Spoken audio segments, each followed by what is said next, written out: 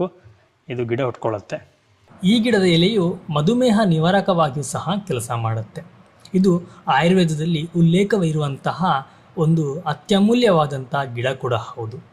ಕಾಡು ಬಸಳೆ ಎಲೆ ರಕ್ತದಲ್ಲಿನ ಕ್ರಿಯೇಟಿನ್ ಮಟ್ಟವನ್ನು ಕಡಿಮೆ ಮಾಡುತ್ತೆ. ಹಾಗೆಯೇ ದೇಹದಲ್ಲಿ ಉಂಟಾಗುವಂತಹ ಸಕ್ಕರೆ ಮಟ್ಟವನ್ನು ನಿಯಂತ್ರಿಸಲಿಕ್ಕೆ ನಮಗೆ ಸಹಕಾರಿಯಾಗಿದೆ. ಇದರ ಎಲೆಯನ್ನು ಬೆಳಿಗ್ಗೆ ಸಂಜೆ ಒಂದೊಂದು ಎಲೆಗಳು ತಿಂತ ಬಂದರೆ ಮಧುಮೇಹವನ್ನು ನಮ್ಮಿಂದ ದೂರ ಮಾಡಲಿಕ್ಕೆ ತುಂಬಾ ಸಹಕಾರಿಯಾಗಿದೆ. ಇನ್ನು ಕೆಲವರಿಗೆ ಬಾಯಿ ಹುಣ್ಣು ಅಥವಾ ಮೌತ್ ಅಲ್ಸರ್ ಅಂತ ಹೇಳ್ತೀವಿ. ಈ ರೀತಿಯ ಮೌತ್ ಅಲ್ಸರ್ನಂತಹ ಸಮಸ್ಯೆಗಳಿರುತ್ತೆ. ಅಂಥವರು ಈ ಎಲೆಯ ರಸವನ್ನು ಎಳ್ನೀರಿನ ಜೊತೆಗೆ ಸ್ವಲ್ಪ ಕಲ್ಲು ಸಕ್ಕರೆನ ಸೇರಿಸಿ ನೀವು ಸೇವನೆ ಮಾಡೋದರಿಂದ ಬಾಯಿ ಹುಣ್ಣಿನ ಸಮಸ್ಯೆಯನ್ನು ಸಹ ನಾವು ನಿವಾರಣೆ ಮಾಡ್ಕೋಬಹುದು.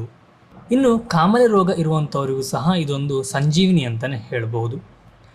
ಈ ಕಾಮಾಲೆ ರೋಗ ಇರುವವರು ಪ್ರತಿನಿತ್ಯ ಬೆಳಿಗ್ಗೆ ಮತ್ತು ಸಂಜೆ ಈ ಎಲೆಯ ರಸವನ್ನು ಸುಮಾರು 30 ml ನೀವು ಕುಡಿಯೋದ್ರಿಂದ ಕಾಮಾಲೆ ರೋಗವನ್ನು ಸಹ ನಿವಾರಣೆ ಮಾಡಬಹುದು. ಹಾಗೆಯೇ ಉರಿಯೂತದಂತಹ ಸಮಸ್ಯೆಯನ್ನು ಸಹ ಇದು ಕಡಿಮೆ ಮಾಡಲಿಕ್ಕೆ ನಮಗೆ ಸಹಾಯ ಮಾಡುತ್ತೆ.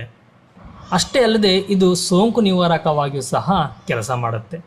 ಶೀತ, ಕೆಮ್ಮು ಹಾಗೆಯೇ ಅತಿಸಾರದಂತಹ ಸಮಸ್ಯೆಯಿಂದ ಬಳಲುತ್ತಿರುವವರು ಕಾಡು ಬಸಳೆ ಎಲೆಯನ್ನು ಔಷಧಿಯಾಗಿ ಉಪಯೋಗ ಮಾಡಬಹುದು.